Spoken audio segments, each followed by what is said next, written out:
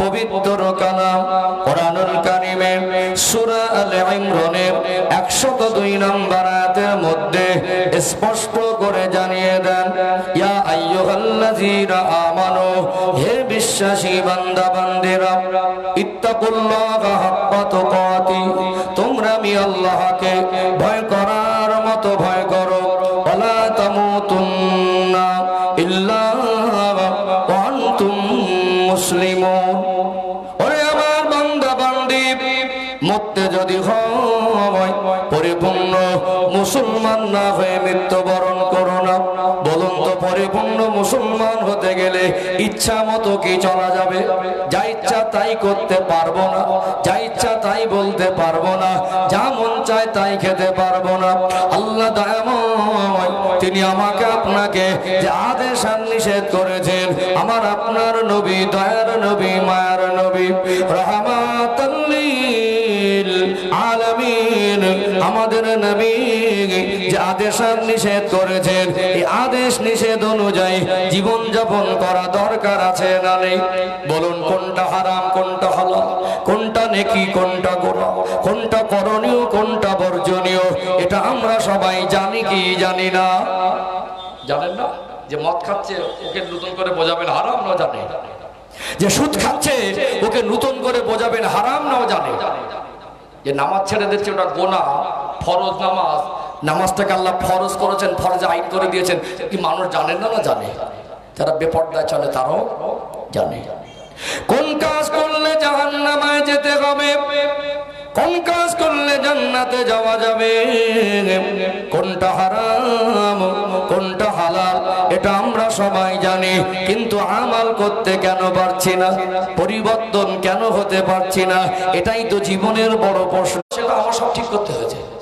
তাহলে আজকে প্রয়োজন মনে করি, তাই জীবনের প্রয়োজনটা, পরিবর্তনের প্রয়োজনটাকে আমাদের ভিতরে তৈরি করতে হবে। কিভাবে? আমি কথা দিয়ে তৈরি করবো, আল্লাহর কোরআন দিয়ে তৈরি করতে হবে। কথা ঠিক না ঠিক? তাহলে আমার যখন নিজের ভিতরে তৈরি হবে, আমার পরিবর্তনই প্রয়োজন, তাহলে পরিবর্তনের রাস্তাটা খোঁজা আমার জন্য তখনই সহজ হবে। কথা ঠিক না ঠিক?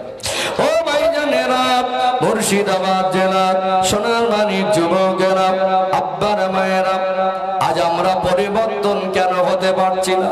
একবার কি কবরের কথা মনে পড়ে না? জীবনে 24টা ঘন্টা পার হয়ে যায়, সারাদিন দুনিয়ার মায়া মোহে পড়ে কোথাও কোথাও ছুটে ছুটে যায়। কত কষ্ট করি একটা ঘর বানাবো বলে, কত কষ্ট করি বিবি বাচ্চার মুখে হাসি ফোটাবো বলে। নিশ্চয়ই এটা প্রয়োজন। এটা যদি প্রয়োজন হয়, আমার আখিরাতের নাজাতটাও প্রয়োজন আছে না নেই? মানুষ কত কষ্ট করে, 30-40 বছর ধরে মেহনত করে সুন্দর একটা ঘর বানায়। মানুষ মারা যাওয়ার পরে মানুষ বলে লাশ। কত কষ্ট না করলে বিবি বাচ্চা ছেড়ে মন চায় না যেতে, মনে হয় বাচ্চাদের নিয়ে একটু সময় কাটাই। বাড়িতে আশপাশে কাজ নেই, বিদেশে চলে যায় মাসকে মাস। মনে হয় বাবা মার কাছে থাকি, সংসারের বোঝাটা ঘাড়ে, বিদেশে চলে যায় দুটো রুজি রুটি করতে। ভরা যৌবনে মনে হয় একটু বিবি বাচ্চাকে নিয়ে ঘরে থাকে, কিন্তু তাদের দেখভালের দায়িত্বটা পুরুষের ঘাড়ে। কত কষ্ট, কত মেহনত করলেন যে ঘরটাকে নিজের মনে হয় শুধুমাত্র এই শরীর থেকে রূহটা যখন আলাদা হয়ে যাবে, আমরা যখন মারা যাব, আমাদের ওই বানানো কষ্টের করা ঘরে 40 বছরের মেহনতের ঘর, ওই ঘরের ভিতরে লাশটাকে 40 ঘন্টাও রাখবে না। 40 ঘন্টা রাখবে? তাহলে আজ মরে গেলে কালকে আমাকে বের না করে দেওয়া পর্যন্ত তাদের কাছে আমি বোঝা হয়ে যাব, আমি লাশ হয়ে যাব। যতক্ষণ না লাশটা দাফন হবে, ততক্ষণ না পর্যন্ত আমার পরিবার পরিজন আত্মীয় স্বজনের কাছে আমি একটা বোঝা হয়ে। তোমার গুনার বোঝা অন্য কেউ করতে, ওই বিবি তোমার গুনার ভাগ নেবে না। যে বাচ্চাকে এত আপন মনে হতো, ওই বাচ্চা গুনার ভাগ নেবে না। যে মা বাবার সঙ্গে এত গভীর সম্পর্ক ছিল, তোমার গুনার বোঝা ওই মা বাবা বহন করবে না। আল্লাহ কত বড় কথা বলে পৃথিবীর মানুষকে জানিয়ে দেন, ওয়ালা তাসিরু ওয়াসিরাতুন বিজরা উখরা, তুমি যা করেছো তোমার গুনার বোঝাটা তোমাকে বহন করে আমি আল্লাহর সামনে হাজিরা দিতে হবে। ওহ, কি কঠিন একটা কথা। বল, কেউ যদি ভাগ না দেয়, আমার পরিবার চালানো যদি আমার দায়িত্ব হয়, আমার আখিরাতটাও তো আমার আছে। সবটাই হচ্ছে ওটা কেন বাদ যাচ্ছে বলুন তো? পরিবর্তন দরকার আছে না নেই? আছে না? क्या तुम कब्रिस्तान के पास से कभी नहीं गुजारते? কখনো কি কবরের ধার থেকে যাও না? দুনিয়ায় শুধু দুনিয়াদারিতে মেতেছিল, দুনিয়ায় শুধু মাল সম্পদ নিয়ে ডুবেছিল। ওই মানুষটা মারা যাবার পরে ওর মাল সম্পদ কিছুই নিয়ে যেতে পারে না। রাজার যেমন কাফন হয়, একজন ভিক্ষুকেরই তেমন কাফন। দিলগুলো পাথর হয়ে গেছে। হাসছে। আগে মানুষ মরে গেলে বাড়িতে একটা শোকের ছায়া থাকতো, 3 দিন 4 দিন নাতি পোতা ছেলে মেয়েরা কাঁদতো। এখন 24 ঘন্টা হবে না খিলখিল করে হাসছে। ঠিক বলছি না ভুল বলছি? 3টে দিন বাপ মারা গেল, মেয়েটা বাপের বাড়ি ছিল, এক ওয়াক্ত নামাজ পড়িনি। 3 দিন 4 দিন পরে শ্বশুর বাড়ি গিয়ে যে কটা দিন সিরিয়াল দেখা হয়নি কাজা তুলছে। রাগ করছেন নাকি? রাগ করছেন? ছেলে মেয়েদের জন্য সুখ শান্তি অবশ্যই হালাল পন্থা করেন, আল্লাহ আরো দিন দোয়া করেন। আমার সন্তান সুখে থাক, আপনার সন্তান সুখে থাক, আমার আখিরাত বরবাদ করে নয়। ওটাও যদি পারি এটাও পারবো। কথা ঠিক না বেঠিক? পরিবর্তন দরকার আছে না নেই? আছে না? মন নরম হয় না? কাপড়ের কাপড়টা কিনে আনেন, দিনে একবার করে কাপড়ের কাপড়টা একটু বের করে ধরেন। পরনে একটা কাপড় আছে, এটাকে খুলে নেবে। পছন্দের মতে একটু ভালো জায়গা না হলে ঘুম আসে না, ওই পছন্দের জায়গায় একটু আরামে ঘুমায়, ওই বিছানা থেকে নামিয়ে দেবে। কাপড়ের কাপড়টা দেখবেন এটা আসল কাপড়। একটু কবরের ধারে মাঝে মাঝে দাঁড়াবেন। আগে তো আল্লাহ ওয়ালাদের শিক্ষা, আমরা তো হাক্কানি আল্লাহর নবীদের মহব্বত করি। কথা ঠিক না বেঠিক? কবর জিয়ারত করা, এখন আবার অল্প বিদ্যা ভয়ঙ্করী। কবর জিয়ারত করা ফতোয়া দিচ্ছে বেদাত। অল্প বিদ্যা ভয়ঙ্করী। কবর জিয়ারত করার অর্থ হলো কবর দেখা। ওখান থেকে বড় শিক্ষা হলো নিজের কবরের কথা বেশি বেশি মনে করা। আমরা যদি কিছু কবর জিয়ারত করি, আল্লাহ ওয়ালাদের দরবারে যাই, আমরা কোনো ব্যক্তির কাছে চাই না, আল্লাহ ওয়ালাদের ওসিলা দিয়ে আল্লাহর কাছে চাই। কথা ঠিক না বেঠিক? কবরের কাছে যাওয়াও মানুষকে বন্ধ করে দিচ্ছে, ফতোয়া দিচ্ছে যেও না, দরকার নেই। একটা বাবার কবরের কাছে, মার কবরের কাছে গেলে, দাদুর কবরের কাছে গেলে, নানুর কবরের কাছে গেলে তাদের সেই মায়া মিশ্রিত স্মৃতিগুলো চোখে ভাসে। আমার আব্বা আমাকে এত ভালোবাসতো, আমার মা আমাকে এত ভালোবাসতো। তাদের জন্য হাত তুলে কাঁদলে সন্তানের 2 ফোঁটা ওই চোখের পানিটা আব্বা আমার কবরে আযাবকে আল্লাহ মাফ করে দেন। জোরে বলুন। তার সাথে সাথে নিজেরও জীবনটা পরিবর্তনের মানসিকতা তৈরি হয়। কোথায় গেলে মন নরম হবে? মদের আড্ডায়। কোথায় গেলে মন নরম হবে? ওই মাচায় বসে ফ্রি ফায়ার পাবজি খেলছে ওখানে। কোথায় গেলে মন নরম হবে? যেখানে পরচর্চার গীবত হয় ওইখানে। কোথায় গেলে হবে? যেখানে গেলে হয় সেখানে যেতে হবে তো নাকি? সত্যি কথা বলুন তো, আমরা ভেবে দেখেন তো কবে কেঁদেছিলাম। এখন মানুষ এত ব্যস্ত, নামাজ আবার 5 মসজিদে গিয়েও মন দাঁড়ায় না। আগের দিনের 20, 30, 40 বছর আগের স্মৃতিগুলো মনে করেন। জুমার নামাজ পড়ে সবাই বসে থাকতো, একটু হাঁকু দেন না, জুমার নামাজ পড়ে বসে থাকতো। হুজুর শেষে একটু সবরে সানি করতো, বাপ মার জন্য কান্নাকাটি করে। আজ তখন সব ভদ্রলোক, ডিজিটাল মুসল্লি, ঘড়ি দেখছে। আজান শুনে মসজিদে যাবার কথা, এখন ঘড়ি দেখছে, টাইম আছে। গেল সবার লাস্টে, বার হচ্ছে, কাঁদবে কখন? এমনি তো সারা সপ্তাহ গেলে না, একদিন গেলে সবার লাস্টে, আর বার হচ্ছে সবার ফার্স্টে। কোথায় গেলে মন নরম হবে? বাপজিরা ভাইরা বলুন তো, পরিবর্তন দরকার আছে না নেই? আছে না? ও ভাইজানেরা, সোনার মানিক যুবকেরা, আব্বার মায়েরা, আল্লাহ এমন তিনি পৃথিবীর মানুষ যাতে পরিবর্তন হয়, মানুষ যাতে ভালো হয়, তাদের আখিরাতের বিষয়ে আমার আল্লাহ কোরআনুল কারিমে মনুষ্য জাতিকে সতর্ক করেছেন। 30 নম্বর পারা, সূরার নাম হলো সূরাতুজ জিলজাল। সূরাতুজ জিলজালের 4th এবং 5ম নম্বর আয়াত। আল্লাহ বলেন, ইয়াউমা ইযিন তুহাদ্দিসু আখবারাহা বিআন্না রাব্বাকা আওহা লাহা। আল্লাহ বলেন, বান্দা বান্দি, তুমি তুমি দুনিয়া জমিনে বিচরণ করা অবস্থায় এই জমিনে তুমি যা কিছু করছো এই জমিন তোমার বিরুদ্ধে বিচার দিবসে আমি আল্লাহর কাছে সাক্ষী দেবে। ইয়াউমাইযিন তুহাদ্দিসু আখবারহা বিআন্না রাব্বাকা আওহা লাহা, সেদিন জমিন আমাদের বিরুদ্ধে সাক্ষী দেবে, এই জন্য আল্লাহর কাছে সাক্ষী দেবে, আল্লাহর পক্ষ থেকে তানার উপরে হুকুম করা হবে।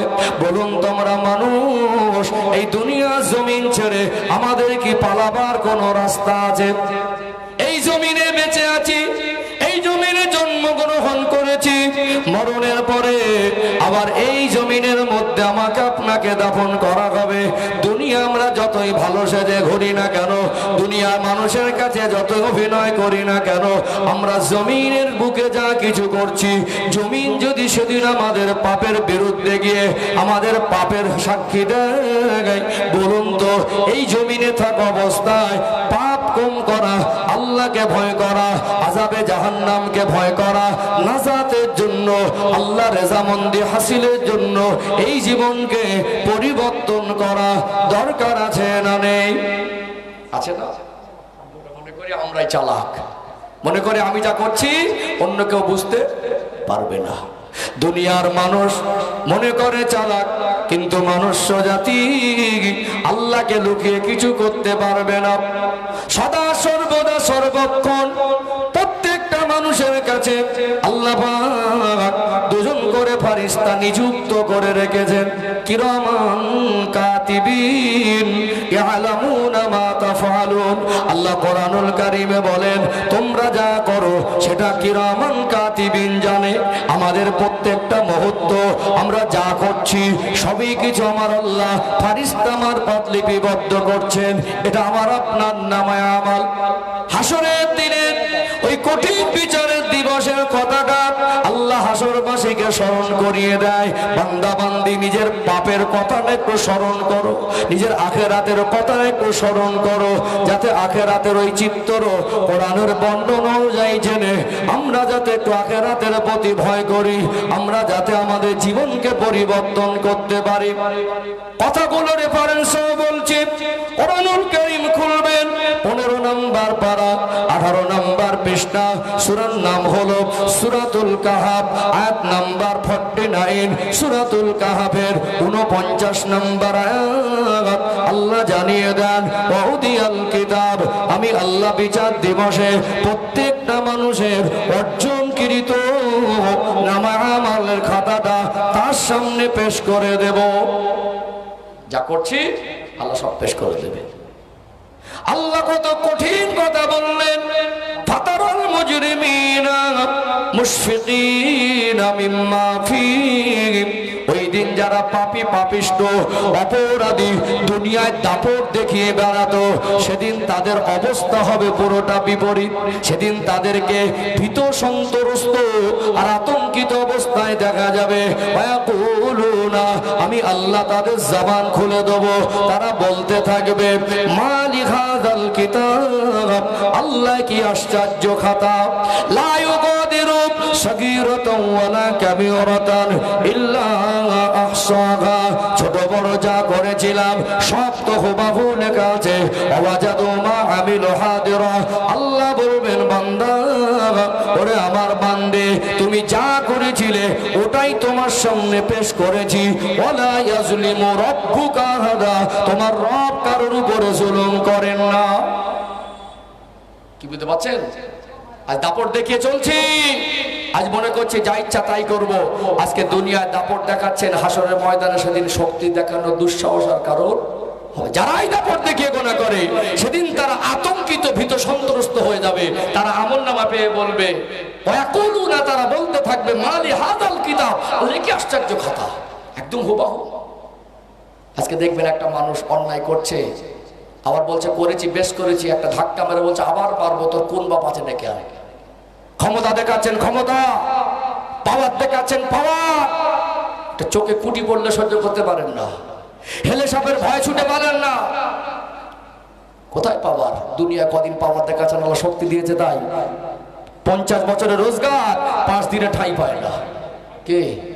টাকার গরম, ক্ষমতার গরম, রক্তের গরম, বংশের গরম একটা অসহায়ের উপরে জুলুম করছেন, তার দলবল নেই বলে, তার টাকা নেই বলে, তার অর্থ নেই বলে, তার ক্ষমতা নেই বলে তার উপর অন্যায় ভাবে যারা ঠেলে বসে আছেন, আবার বলছে বেশ করেছে আবার করব, ক্ষমতা দেখাচ্ছেন।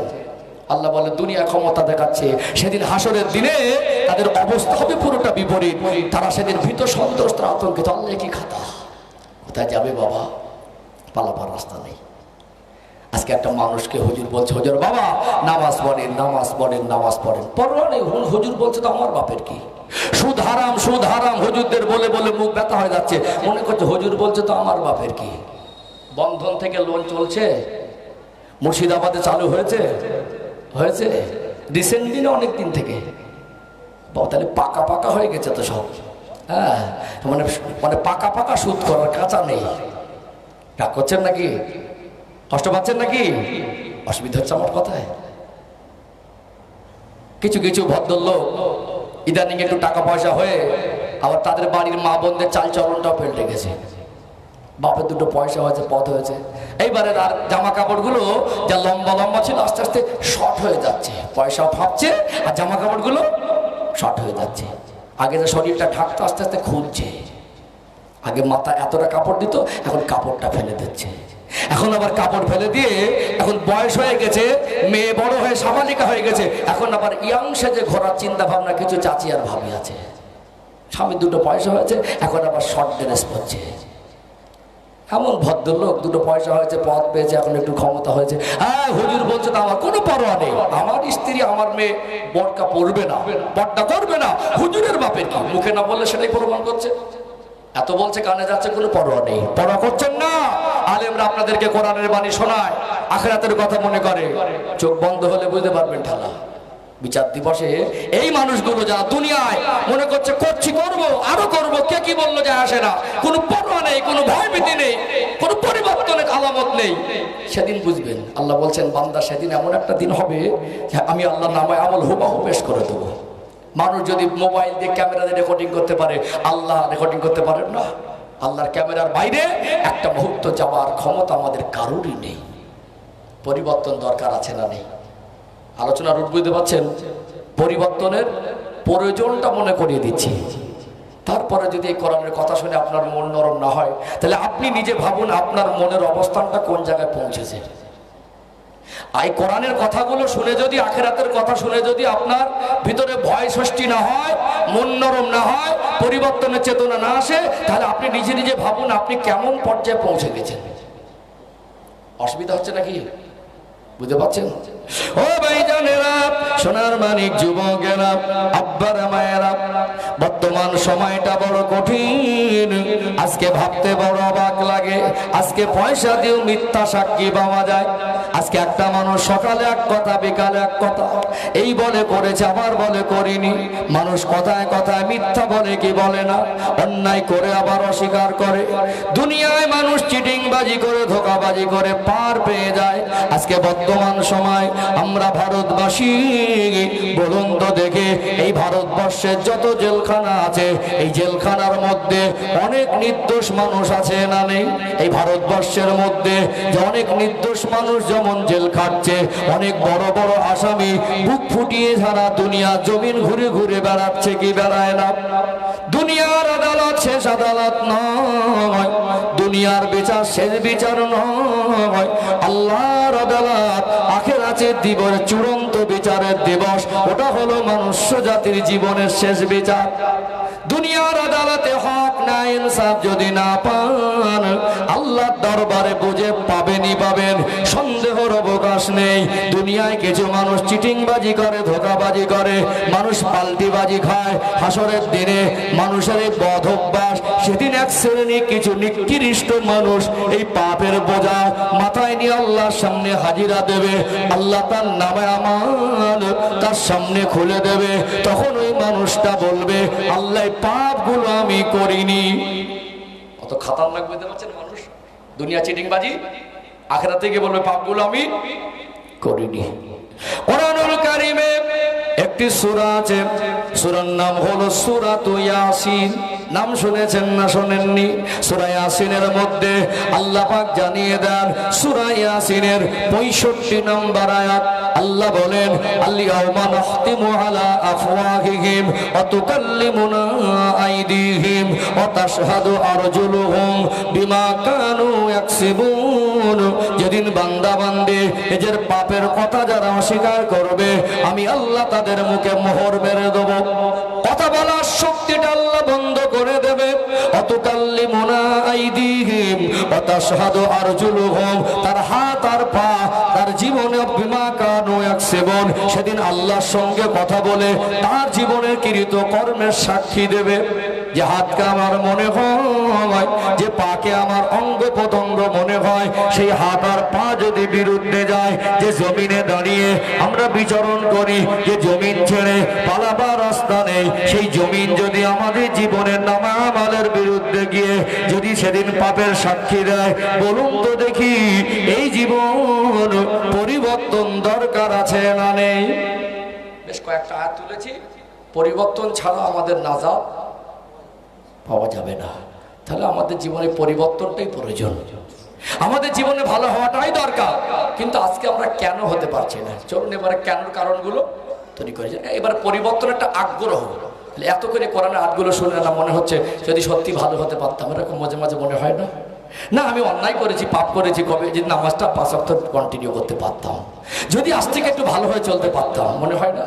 তাহলে ভালো হবার ফর্মুলা ওলামায়ে কেরামদের থেকে, কোরআন হাদিস থেকে নিতে হবে। এটা সিস্টেম। আল্লাহ সবাইকে সব জিনিস দেয়নি। একজন ডক্টর যেমন MBBS ডক্টর, সে যেমন তালাকের ফতোয়া দিতে যাবে না, ঠিক তেমনি আমি একটা হুজুর হয়ে ওটি রুমে গিয়ে একটা মুমূর্ষু ব্যক্তিকে ছুরি চালিয়ে অপারেশন করতে যাব না। যাব কি? যাব না। আমার দরকার হলে তার কাছে যাবো, তার দরকার হলে আমার কাছে আসবে। আমরা অসুস্থ হলে ছুটে যাই হসপিটাল ডাক্তারখানায়, আমরা সেই বুঝকে আমাদের আছে, আমরা যে চিকিৎসা করব, আছে কি সেই যোগ্যতা আমাদের আছে? তাহলে যে যোগ্যতা সম্পূর্ণ যাকে মনে হয় তার কাছে যাই। তাহলে আমাদেরও যোগ্যতা সম্পূর্ণ মানুষ যাদেরকে মনে হয়, আমাকে যদি কোনোদিন অযোগ্য মনে হয়, আমার থেকে সরে যাবেন, আমাকেও ডাকার প্রয়োজন নেই। যোগ্য যোগ্য আলেমদের সোহবতে বসবেন, জীবনে ঈমান আমলের উন্নতির রাস্তা সহজ হবে ইনশাআল্লাহ। ও ভাইজানেরা, সোনার মানিক যুবকেরা, আব্বার মায়েরা, এই প্রশ্ন শুধু আমার নয়, মানুষ কেন পরিবর্তন হয় না, আমরা পরিবর্তন হব কিভাবে, এটা প্রত্যেকটা মানুষের জীবনে একটা বড় চেতনা। কথা ঠিক না বেঠিক? আজকে আল্লাহ যা আদেশ আর নিষেধ দিয়েছেন, এগুলো আমরা কেন মানতে পারছি না? এই কেন কথার একটা উত্তর দিতে গিয়ে কোরআন শরীফ থেকে একটা আয়াত তুলে ধরি।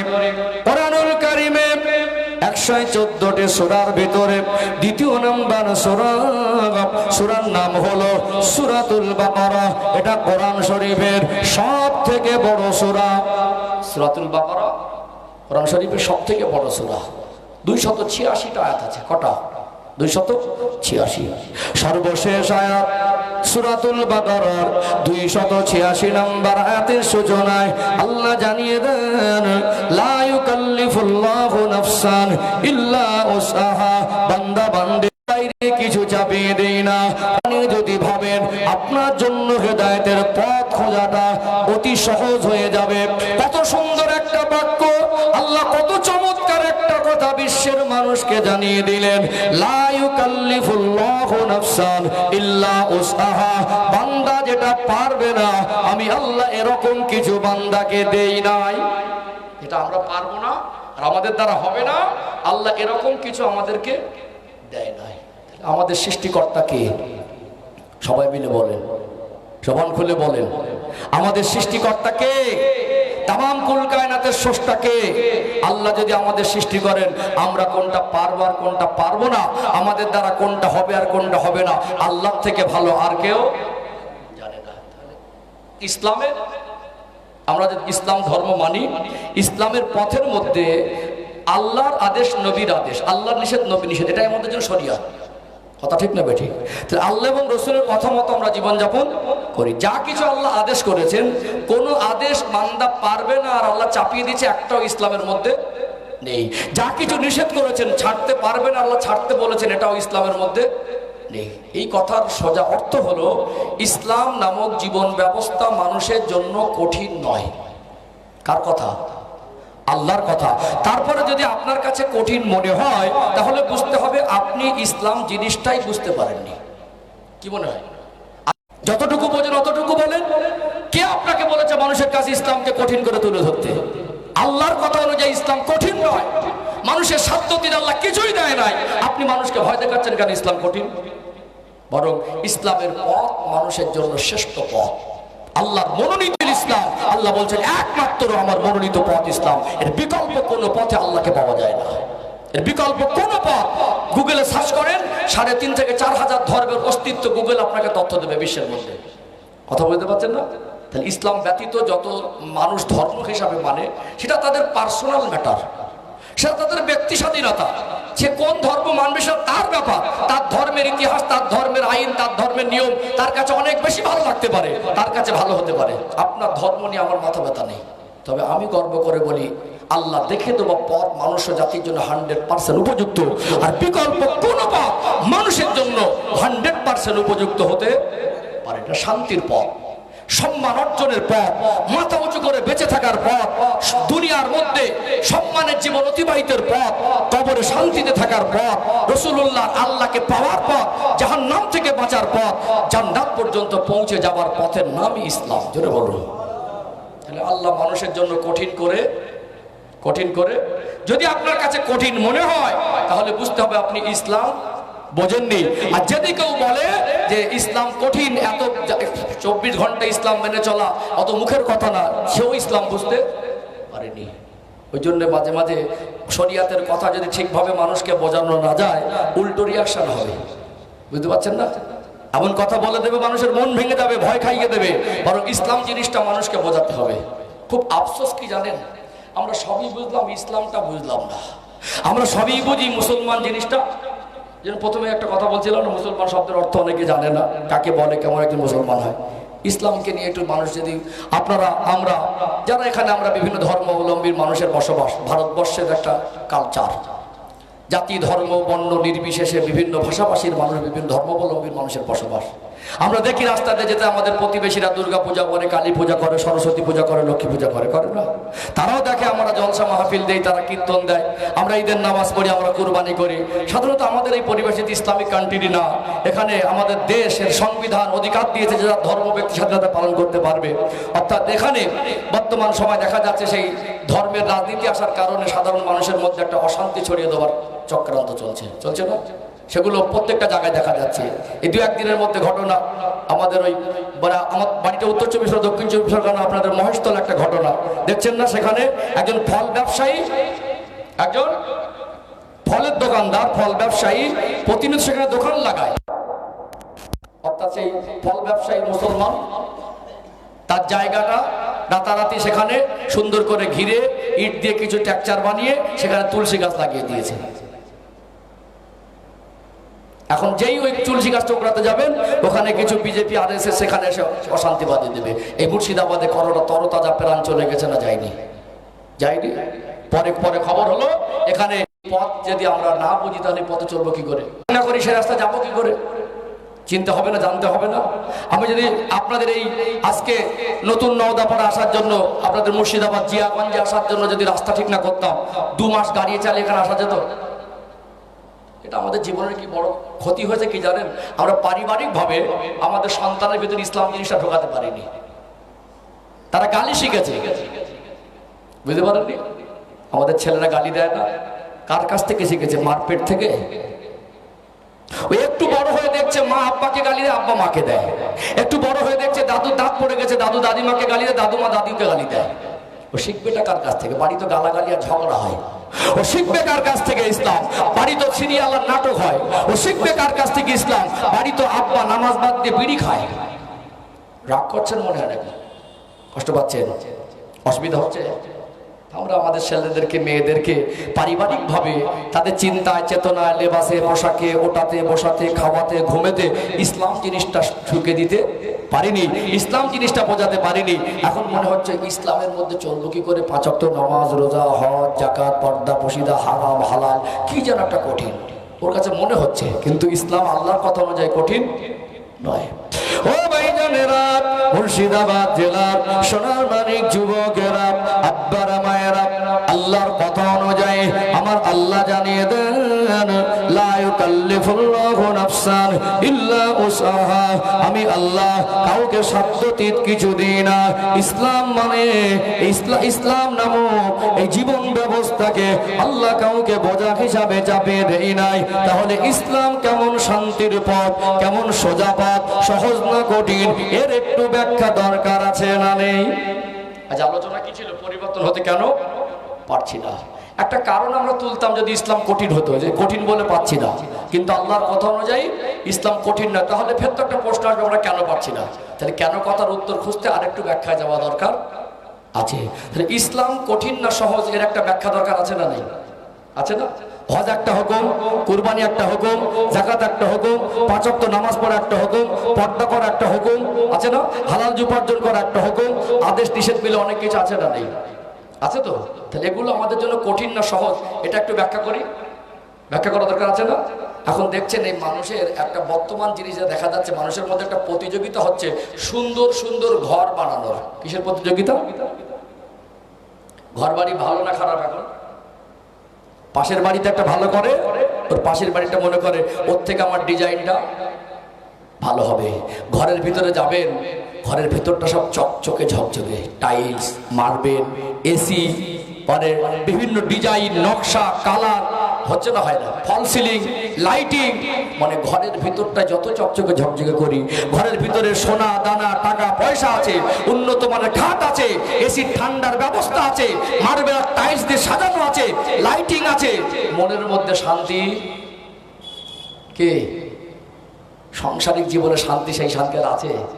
উপর থেকে যতই চকচকে ঝকঝকে করি, ভিতরে ভিতরে আগে মাটির ঘরে একবেলা পান্তা ভাত খেয়ে যে শান্তির ঘুম ঘুমিয়েছে, আজকে এসি রুমে সেই শান্তির ঘুমা। তাহলে একটা সাংসারিক জীবন দিয়ে উদাহরণ দিলে ভালো হয়। সাংসারিক জীবন দিয়ে ইসলামটা বোঝালে আরো সব প্রত্যেকটা হুকুমের ব্যাখ্যা আছে। অন্তত সাংসারিক জীবনটা তুলে ধরি, তাহলে বর্তমান পরিস্থিতির সামনে রেখে আমাদের জীবনের শুধরানোর একটা রাস্তা বেরিয়ে যাবে এবং ইসলাম বোঝাও হয়ে যাবে।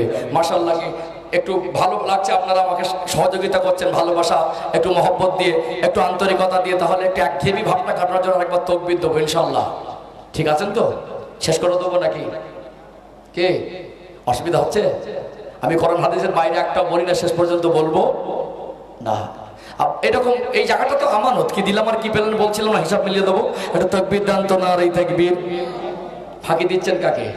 একটু আল্লাহকে ডাকেন, আর একটু প্রাণ ভরে আওয়াজ দেন, নারে তাকবীর, নারে রিসালাত, নারে তাকবীর। একটা উদাহরণ দিই, যত হুকুম আছে কোনটা যে আল্লাহ আমাদের কঠিন করে দেয় নাই, এই বিষয়টা সহজ না কঠিন? এতদিন আপনারা শুনেছেন ইসলাম মানে শান্তি, শুনেছেন না? কিন্তু বলতে পারবেন না। আজকে হাতে কলমে বুঝে নেন, হাতে কলমে বুঝিয়ে দেবো ইসলাম শান্তি, হাতে কলমে বুঝিয়ে দেবো ইসলাম সহজ, হাতে কলমে বুঝিয়ে দেবো সাংসারিক জীবনে ইসলাম মেনে চললেই জীবন শান্তির হয়। জোরে বলুন। তাহলে আরো উদাহরণে আসবে, এটা দেখি আপনাদের ধৈর্য কতদূর যায়। আপনাদের ধৈর্যের উপরে নির্ভর করে আমি আলোচনা আগে বাড়বে ইনশাআল্লাহ।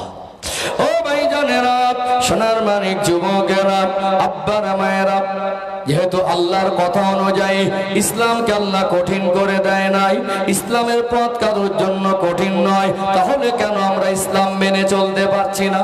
এই কেন কথার উত্তর খুঁজছিলাম। এই জন্য ইসলাম সহজ না কঠিন, এর ব্যাখ্যা দিতে গিয়ে সাংসারিক জীবনের প্রেক্ষাপটটা তুলে ধরছে।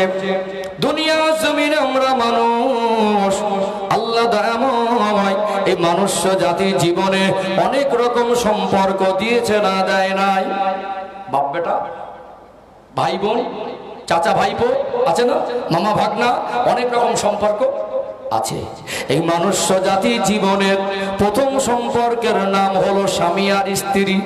এই মনুষ্য জাতি জীবনে যত সম্পর্ক আছে, একটা সম্পর্কের উৎপত্তি হলো দুনিয়ায় নয়, ওই সম্পর্কের উৎপত্তি হলো আল্লাহ জান্নাতে।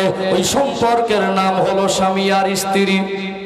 অনেক আমার মুরব্বী বাবাজিরা আছেন, হয়তো বা সন্তানটা আজকে সংসার থেকে আলাদা হয়ে গেছে, হয়তো ছেলেটা ভালো করে আব্বা বলে ডাকে না, হয়তো বৌমার সঙ্গে সংসারে বাবা শ্বশুর শাশুড়ির কথাবার্তা হয় না, হয়তো ঘরের ভিতরে শান্তি নেই। আপনি মনের কষ্ট হয়তো মনে করবেন যে হুজুর এখন তো ছেলে স্বামী স্ত্রীর জীবনের কথা বলছে, বাপ মার কথা বললে ভালো হতো। অনেকের মনে হচ্ছে না? তাহলে একটু ধৈর্য ধারণ করেন, যদি আপনাদের ধৈর্য থাকে এটা বলে বাপ মার কথা না কিছু যাব, তবে বোঝাতে গেলে তো খামচা মারামারি করলে হয় না, একটা রুট ধরে বোঝানো ভালো। ও ভাইজানেরা, সোনার মানিক যুবকেরা, আব্বারা মায়েরা, বিষয়টা ভেরি সিম্পল, একটু ভালো করে বুঝুন। পৃথিবীর জমিনে আমরা মানুষ, আর আল্লাহ মনুষ্য জাতির সৃষ্টির সূচনায় সর্বপ্রথম একজন মানুষকে সৃষ্টি করেছেন। ওই একজন মানুষ তিনি ছিলেন আল্লাহ পাকের সম্মানিত নবী, তিনি পৃথিবীর প্রথম মানব, তিনি হলেন আমাদের সকলের আদি পিতা আবুল বাশার আব্বাজান হযরত নবী আদম আলাইহিস সালাম। সর্বপ্রথম আল্লাহ আদম আলাইহিস সালামকে সৃষ্টি করেছিলেন এবং জান্নাতের মধ্যে ছিলেন। তার জীবনে তিনি যখন একা ছিলেন কোনো সম্পর্ক ছিল? সম্পর্ক ছিল না। জান্নাতে নিয়ামত উপভোগ করছেন, তারপরে মনে করছেন কি যেন একটা অভাব। মনের খবর কে জানে? কে জানে? আল্লাহ জানে। এখন ঘুমিয়ে গেলেন আদম আলাইহিস সালাম জান্নাতে, বাম পাজর থেকে বেকা হাত নিয়ে মা হাওয়াকে বানালেন। ঘুম ভেঙে গেল, দেখলেন মা হাওয়া জান্নাতের মধ্যে ঘোরাঘুরি করছেন। বলুন সুবহানাল্লাহ। আল্লাহ পাক বললেন, নবী আদম, আমি আল্লাহ আপনার জন্য হাওয়াকে বানিয়েছি, আমি আল্লাহ বিবাহ বন্ধনে তোমাদের দুজনকে আবদ্ধ করে দেব, তারপরে তোমার হালাল স্ত্রী হবে। এই সম্পর্কটা সর্বপ্রথম দুনিয়ায় নয়, এটা আল্লাহ জান্নাতে উৎপত্তি হয়েছে। বলুন, একটা সম্পর্ক যার উৎপত্তি জান্নাতে, এটা মানুষের জীবনের প্রথম সম্পর্ক। নিশ্চয়ই সম্পর্কটা অনেক গুরুত্বপূর্ণ কথা, ঠিক না বেটে? ও ভাইরা, বাবাজিরা, আজ দুনিয়াতে যতদিন আদম আলাইহিস সালাম না আসেন নাই, জান্নাতে ছিলেন, কোনো সন্তানাদি ছিল না।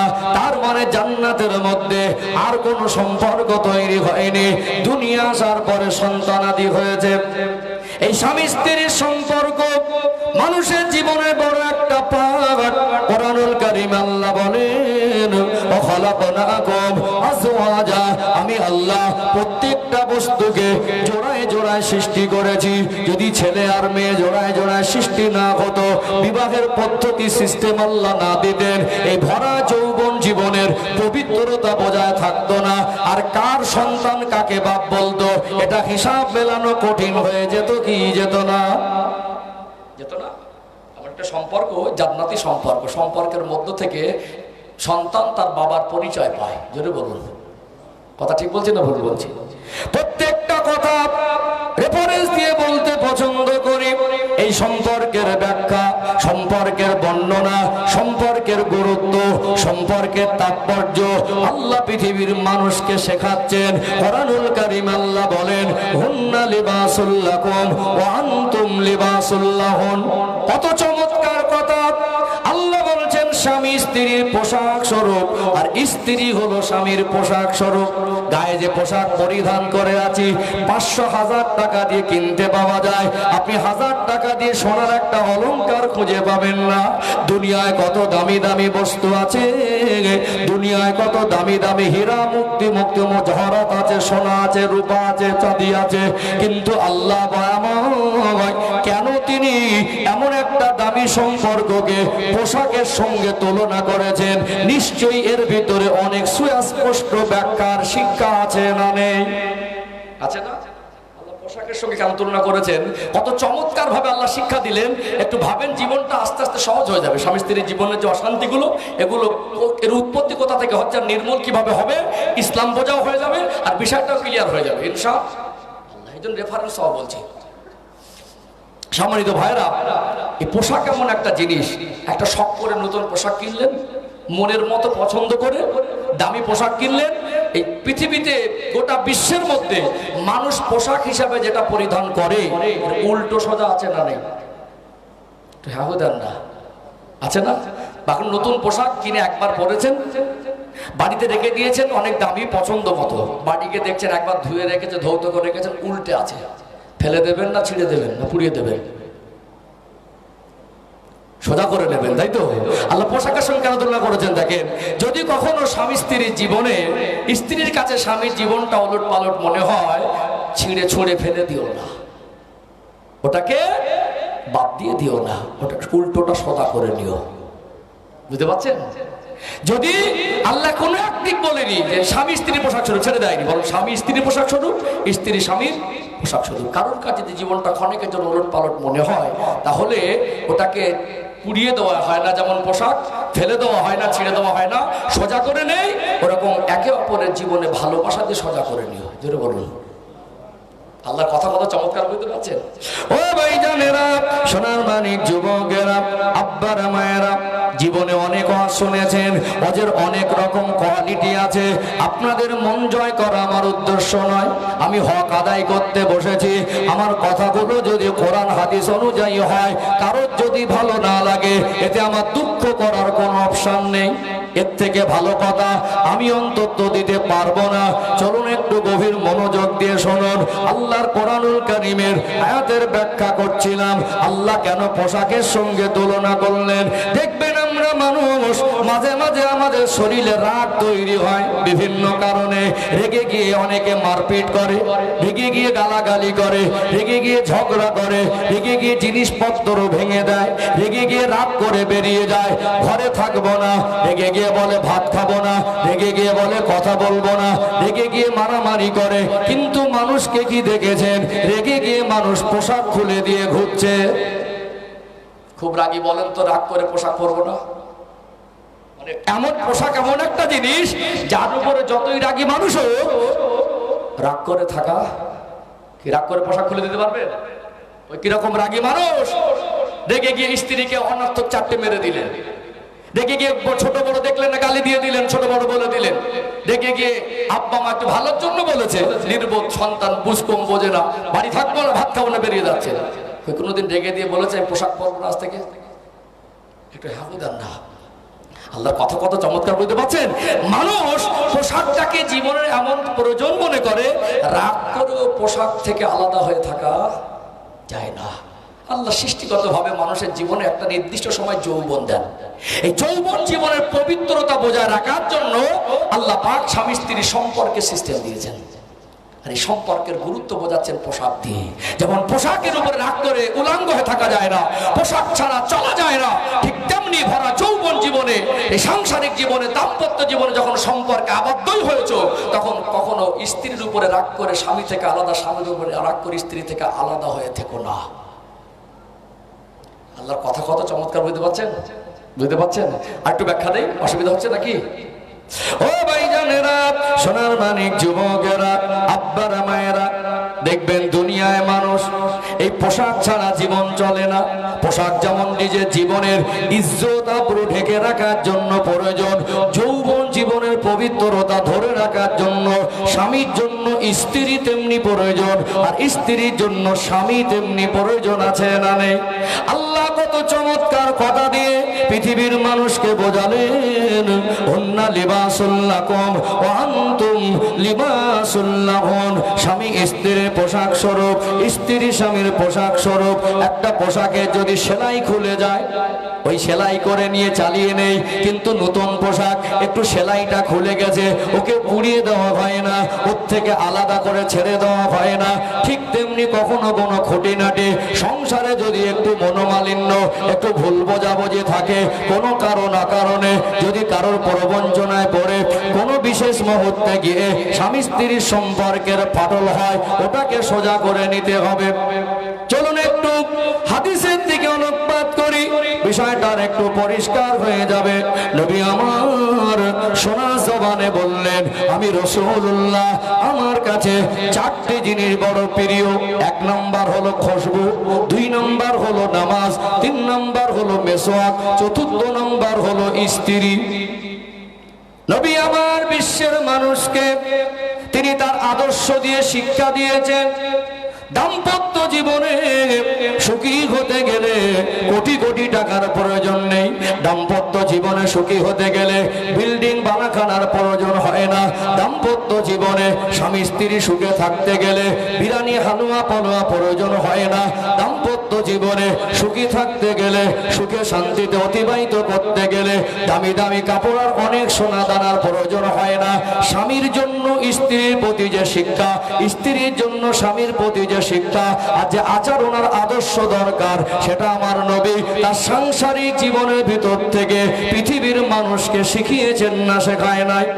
আল্লাহ পাক কোরআনুল কারীমের 21 নম্বর পারা সূরা আল আহজাবের 21 নম্বর আয়াতে তিনি জানিয়ে দেন, লাকাদ কানা লাকুম ফি রাসূলিল্লাহি উসওয়াতুন হাসানাহ, আমার হাবিবের মধ্যে রয়েছে তোমাদের জন্য উত্তম আদর্শ। আল্লাহ নবী যেভাবে খেয়েছেন, আল্লাহ নবী যেভাবে চলেছেন, আল্লাহ নবী যেভাবে বলেছেন, আল্লাহ নবী যা করতে বলেছেন, আল্লাহ নবী যা ছাড়তে বলেছেন, এই মেনে নেওয়ার ভিতরে আমাদের কল্যাণ আছে না নেই? নবী পৃথিবীর মানুষকে মেসেজ দিলেন, স্ত্রী হলো ভালোবাসার জিনিস। কিসের জিনিস? গালি দেওয়া ঝগড়া করা জিনিস না। কিসের জিনিস? ভালোবাসার জিনিস। আল্লাহ নবী হুজুর আমার পৃথিবীর মানুষকে জানিয়ে দিলেন, ও আমার সাহাবায়ে কেরামেরা, আমি রাসূলুল্লাহ আপনাদেরকে জানিয়ে দিলাম, স্ত্রীদেরকে গালি দিও না, স্ত্রীদেরকে অনার্থ কোনো কারণে মন চাইলে তুমি টর্চার করতে পারবে না। চলুন একটু বিষয় ক্লিয়ার করে। আল্লাহ নবীকে, আমার আপনার নবীকে আল্লাহ দয়াময় 40 বছর হায়াতে, 40 বছর বয়সে নবুয়ত দিয়েছিলেন, টোটাল 63 বছরে হায়াতে জীবন দিয়েছিলেন। কত বছর? 63 বছর। 40 বয়সে নবুয়ত যদি পান, 23 বছর দিনের প্রচার করেছেন। ক বছর? 23 বছর। এই 23 বছরের খেদমাতে এত সহজ ছিল না, বহু ঘাত প্রতিঘাত। আমার রাসূলুল্লাহ দান মুবারকটা উহুদের মাঠে শহীদ হয়ে গেল। আমার নূরের নবীর ওই পূর্ণিমার চাঁদের মতো চমকানো চেহারার দিকে দেখলে মনে হয় খোদার জ্বালা যন্ত্রণাটা নিবারণ হয়ে যায়। সেই রাসূলুল্লাহর ওই নুরানি চেহারায়, নুরানি বদনে তায়েফের মানুষেরা পাথরের আঘাত করে গোটা শরীরটা রক্তাক্ত করে দিয়েছিল। সেই নবী আমার দুনিয়ার মানুষের কাছে কত চক্রান্তের শিকার হলো, মক্কার মানুষ কত ছোট বড় বলল। আল্লাহ নবী থেমে থাকেন নাই, দিন প্রচার করে গেলেন। এই 23 বছরের মেহনতের ফসল আমার রাসূলুল্লাহর নূরের হাতে হাত দিয়ে ঈমানের কলেমা পড়ে মুসলমান হয়েছিলেন। আমার রাসূলুল্লাহর সাহাবার সংখ্যা হলো কম বেশি 1.5 লাখ সাহাবা। বলা কম বেশি 1.5 লাখ। নবী আমার জীবনে একবার হজ করার সুযোগ পেয়েছিলেন। কবার? একবার। নবী যখন ঘোষণা দিয়েছিলেন আমি হজ করব, তখন সাহাবার সংখ্যা কম বেশি 1.5 লাখ। সাহাবাদের মধ্যে খুশির জোয়ার বয়ে গেল যে এই হজটা যদি আল্লাহ নবীর সঙ্গে করতে পারি, আমাদের সৌভাগ্যটা অনেক বড় হবে। আমরা নামাজ পড়ি একজন আলেমকে ইমাম বানিয়ে, আমরা কি নবীর পিছনে নামাজ পড়তে পারবো? সাহাবারা পারেনি। নবীর পিছনে নামাজ পড়াটা একটা কপাল, একটা সৌভাগ্যের। সাহাবারা বলতেন, আল্লাহ নবী যখন ইমামতির জায়গায় দাঁড়াতেন, আমরা আমাদের নবীর পিছনে কাতারে কাতারে দাঁড়িয়ে নামাজ পড়তাম। নামাজের মধ্যে আল্লাহ নবী লম্বা লম্বা কেরাত ধরতেন, তেওয়ালে মুফাসসাল, কিসারে মুফাসসাল, আওসাতে মুফাসসাল, 3 রকম কেরাত পড়া সুন্নাত। দেখবেন ফজরে আর জোহরে হলো তেওয়ালে মুফাসসাল, লম্বা কেরাত পড়তেন 2 ওয়াক্তে ফজরে আর জোহরে। ছোট ছোট আয়াত হলে আল্লাহ নবী হুজুর আমার কোন সূরা থেকে প্রথম রাকাতে 30টা আয়াত পড়ে দিতেন, দ্বিতীয় রাকাতে 20টা আয়াত পড়তেন। এই 2 রাকাত ফজরের নামাজে আল্লাহ নবী কোন দিন 50টা আয়াত পড়ে দিতেন। সাহাবারা ধৈর্য হারা হতেন না। জোরে বলুন সুবহানাল্লাহ।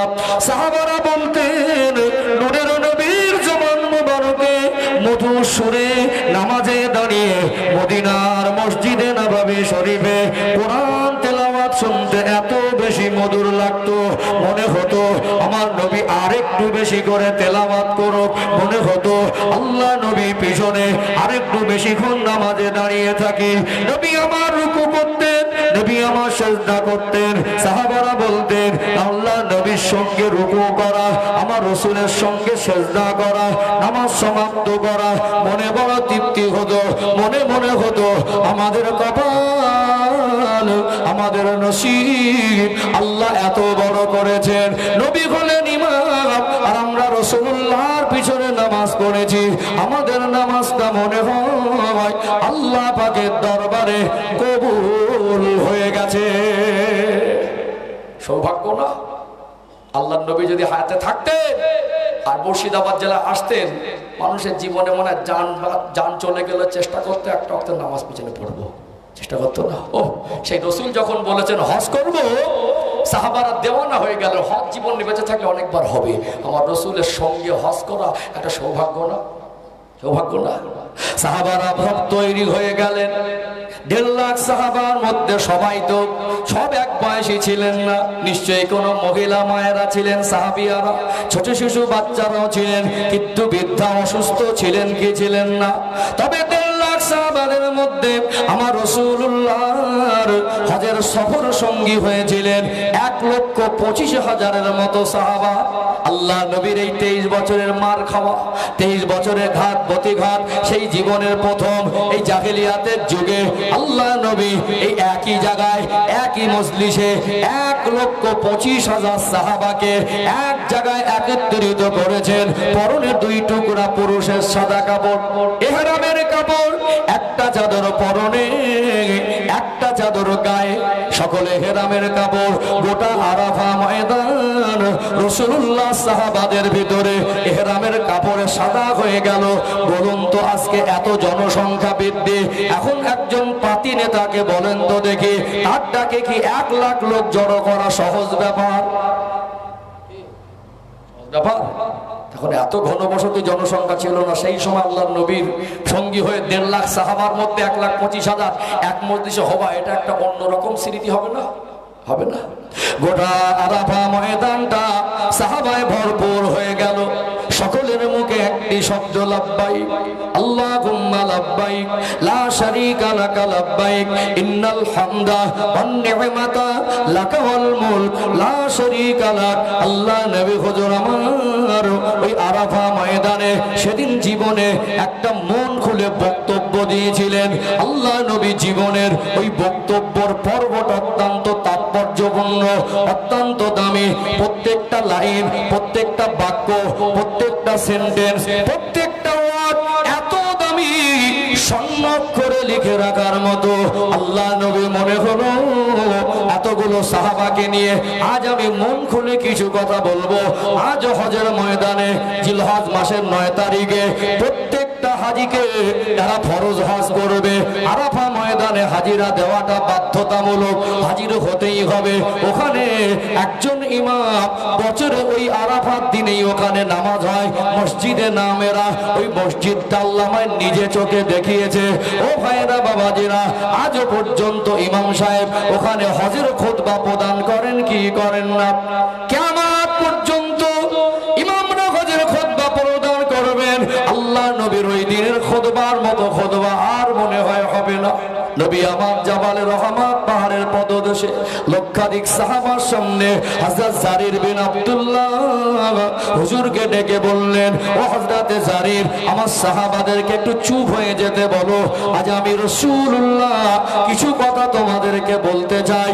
গোটা আরাফা ময়দান নিস্তব্ধ হয়ে গেল। আল্লাহ নবীর পূর্ণিমার চাঁদের মতো চমকানো চেহারাটা চমকাচ্ছে। নবী আমার এই খুতবা শুরুতে আল্লাহর প্রশংসা আদায় করলেন। এত মানুষকে সামনে নিয়ে আল্লাহ নবী কোট কোট করে শরিয়াতের মূল বিষয়গুলো পুনরায় আবার বলেছিলেন। যেহেতু আজকে আমার আলোচনার বিষয়টা বিদায় হজের ভাষণ নয়, ওই লম্বা ব্যাখ্যায় গেলে অনেক টাইম লাগবে। তবে আল্লাহ নবী ওই বিদায় হজের ভাষণের মতো এমন একটা গুরুত্বপূর্ণ সময়ে আল্লাহ নবী স্বামী স্ত্রীর কথাটাও পৃথিবীর মানুষকে পুনরায় মেসেজ দিয়ে সতর্ক করেছিলেন। জোরে বলুন সুবহানাল্লাহ। সেদিন নবীর নূরে চোখ থেকে টপ টপ করে পানি ঝরে। সাহাবাদের বলছিলেন আলবিদা আলবিদা আলবিদা, হতে পারে এটা আমার জীবনের শেষ হজ। সাহাবাদের বলছেন আল্লাহ আমায় হায়াতে রাখবেন, আবার হজ করব, এত মানুষকে পাবো, এইভাবে বয়ান করব, আর হয়তো সুযোগ হবে না। বলুন তো এই নবীর কথাগুলো মনে হয় দিল ছুঁয়ে যাচ্ছে। তা জানি তারা ওই আরাফা ময়দানে সরাসরি আমার নবীর কথাগুলো শুনছিলেন। তারা কত বেশি আমার রাসূলুল্লাহ দেওয়ানা হয়ে গিয়েছিলেন। ওহ, এই কথাগুলো বলতে গেলে মনে হয় দিল ছুঁয়ে যায়।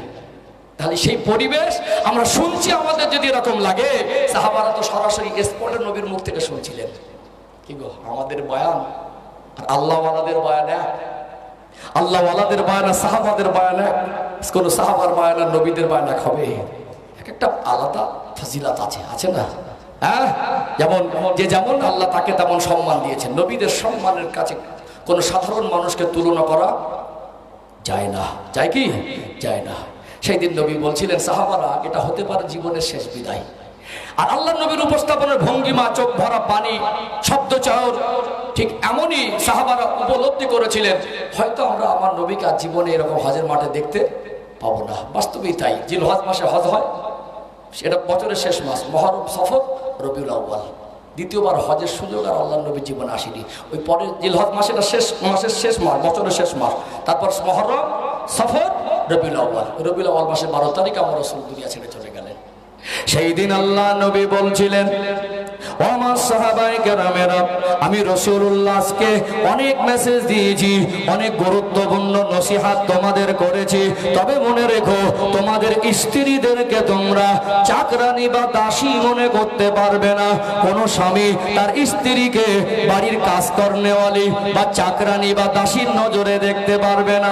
নবী বললেন, স্ত্রীর উপরে স্বামীর যেমন হক আছে, স্বামীর উপরে স্ত্রীর তেমনি হক আছে। আল্লাহ নবী জানিয়ে দিলেন, ও আমার সাহাবায়ে কেরামেরা, আমি রাসূলুল্লাহ জানিয়ে দিলাম, নিজে যেমন খাবে স্ত্রীকে তেমন খাওয়াবে, নিজে যেমন পড়বে স্ত্রীকে তেমন পড়াবে। মনে হলো টাকা পয়সা আছে, আমি আমার মতো দামি দামি পোশাক কিনবো আর স্ত্রীর প্রাধান্য দেবো না। একটা কোন রকমে দিতে হয়, যাকাত দেয় অনেকে, একটা কমা দামি শাড়ি, পরবি তো পর, না পরবি তো না পর। এই আচরণ যেন স্বামীর সম্পর্কে ফাটল ধরবে। স্ত্রীর মনে মনে হবে যে স্বামী আমাকে মন থেকে ভালো বাসে না। এটা শরিয়াতে হারাম। নিজে ভালো পড়বেন আর স্ত্রীকে সামঞ্জস্য রাখবেন না, এটা শরিয়াতে হারাম। এখন আবার অনেকে দেখবেন এই পরিবেশ খারাপ হয়ে গেছে, মানে বাইরে মন চায় ভালো মন্দ খায়, বাড়ির দিকে আর খোঁজ খবর রাখে না। নিজের খাবার আর স্ত্রীর খাবার সামঞ্জস্য থাকবে। আল্লাহ নবী আরাফা ময়দানে বিদায়ী হজের ভাষণের মধ্যে এই স্বামী স্ত্রীর সম্পর্কের কথাটাও তিনি বলেছিলেন। এটা মানুষের জীবনের গুরুত্বপূর্ণ একটা পাঠ। ও ভাইজানেরা, স্ত্রীদের উপরে বাইরের কোনো টেনশন, রাগ, উগরে গালাগালি, মারামারি করাটা ইসলাম নয়।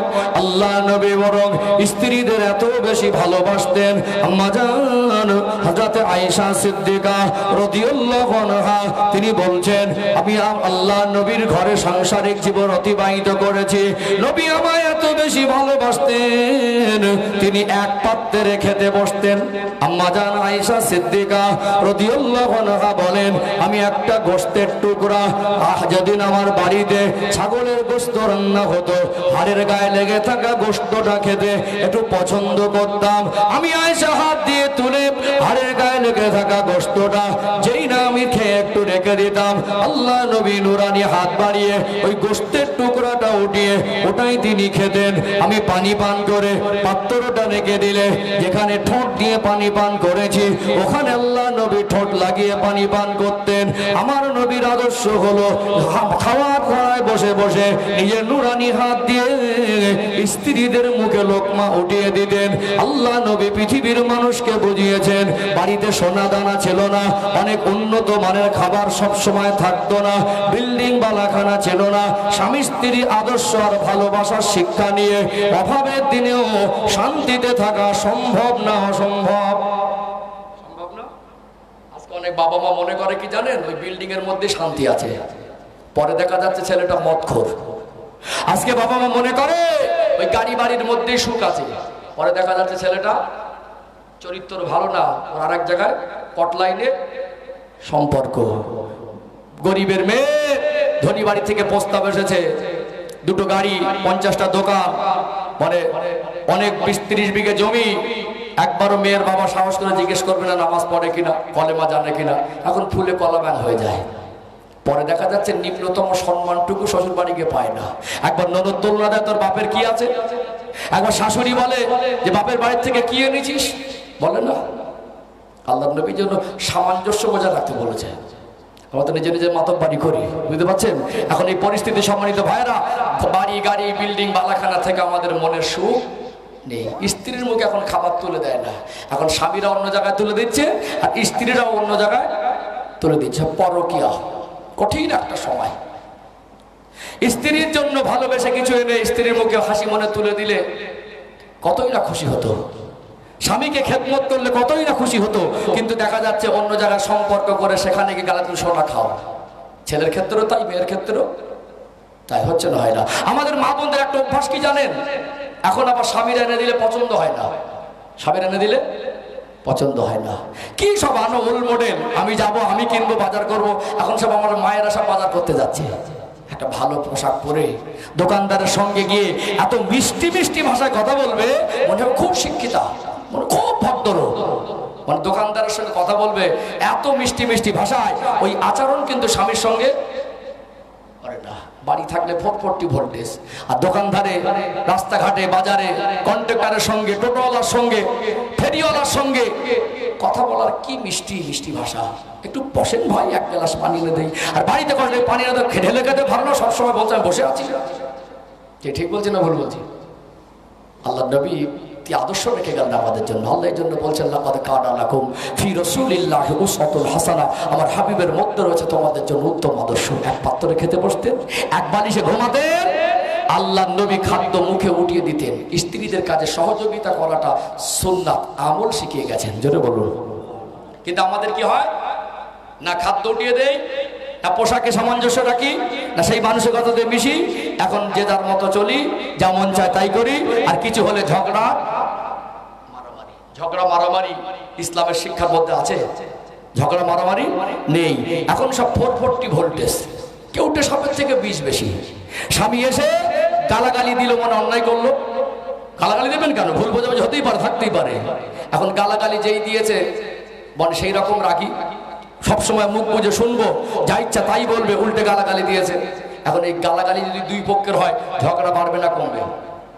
ঝগড়া বেড়ে গেল। একসময় তুমুল ঝগড়া, ইংরাজি বাংলা সব মিক্স হয়ে চলছে। একসময় ছেলেটা দেখে পুরুষ মানুষ শক্তি বেশি, দু চার গা কষিয়ে দিল। এ মনে করলো যে সব সময় যখন তখন গায়ে হাত তোলে, সারা জীবন কি মুখ বুঝে মারি খেয়ে যাবো? সংসার থাকার যা উল্টে দু চার গা কষিয়ে দিল। আগে খবর হতো নারী নির্যাতন, এখন আবার পুরুষ নির্যাতিত হচ্ছে। একটু হাকুদার না? আগে খবর হতো নারী নির্যাতনের মামলা হতো, এখন পুরুষ নির্যাতনের মামলা হচ্ছে। উল্টো মারের বদলে মার। এইবারে মারামারি হলো, রাগ করে দুটো বাচ্চাকে নিয়ে বাপের বাড়ি, বলছে সংসার করবো না। তো বাপ বলছে আমি বুড়ো মানুষ, খেটে খুঁটে নিজের সংসার চালাতে ঔষধ কিনতে পারিনি, তোকে দেখবো কি করে? তো দুটো বাচ্চা নিয়ে হাজি যা খরচা কোথায় পাবো? পাশ থেকে একজন চাচি যুক্তি দিতে চাই, দেখ তুই কেস করে দে, খোরপোশের মামলা হলে না, জিতে গেলে তুই খোরপোশ পাবি। দিল কেস ঠুকে। 4 বছর মামলা চলছে। ক বছর? 4 বছর মামলা চলার পরে ডিভোর্স হয়ে গেল। ফলাফল হিসেব করেছেন? ফলাফল হিসেব করেছেন? একটু ভুল বোঝাবুঝি ছিল। প্রথম শরিয়াত বিরোধী একটা কাজ গালাগালি করলো, গালাগালি থেকে মারামারি, তারপরে রাগ করে বাপের বাড়ি, তারপরে কেসকা বাড়ি, তারপরে ছাড়াছাড়ি। হিসাব কথা দাঁড়ালো, এই শরিয়াত না মানার কারণে, নবীর আদর্শ উভয়ের ভিতরে না থাকার কারণে, গালাগালি আর মারামারির পথ বেছে নেওয়ার কারণে একটা সোনার সংসদ তছনছ হয়ে গেল না? আর কি হলো?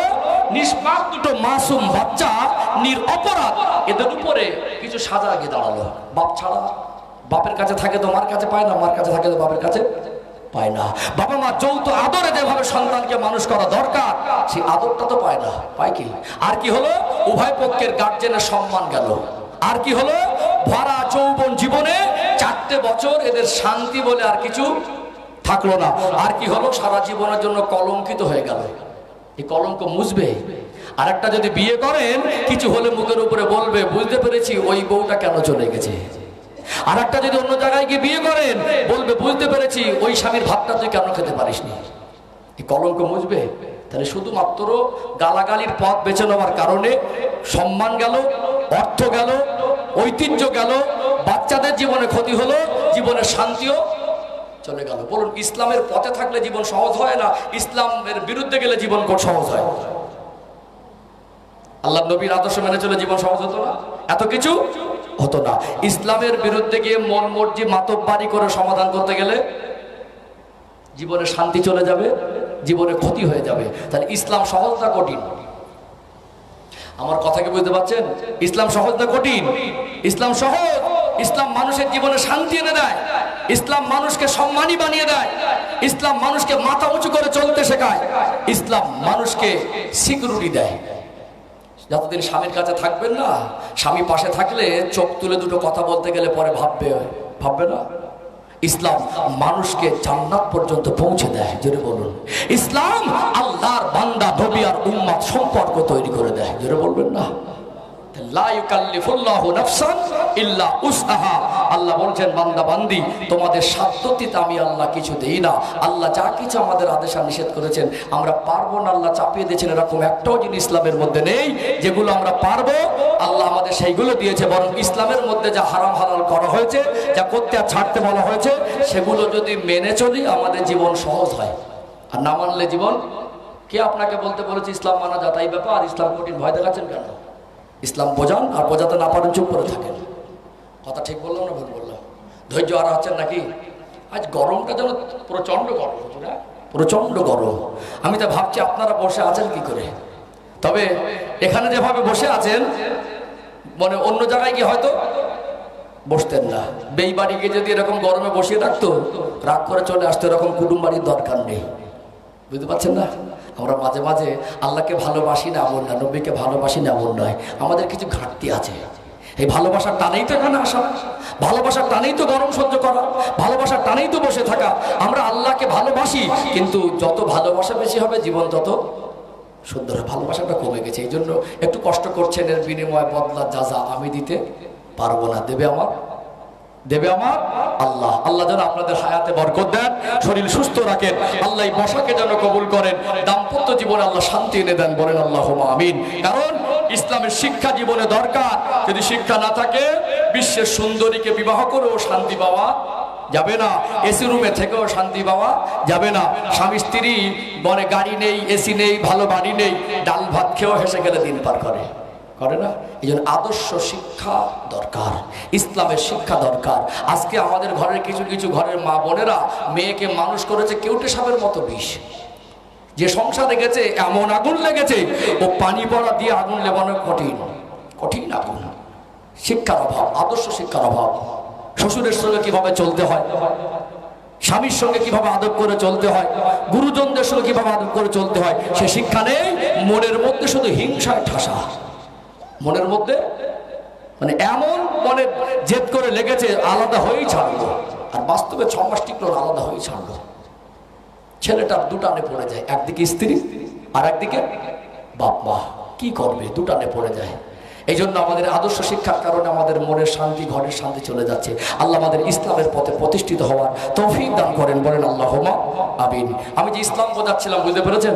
তাহলে আল্লাহ যদি ইসলামকে সহজ করে দেন, তাহলে আমরা কেন মানতে পারছি না? সেই কেন প্রশ্ন, দু একটা উত্তর দেবো। তার আগে একটু তাকবীর দেন তো। না রে তাকবীর।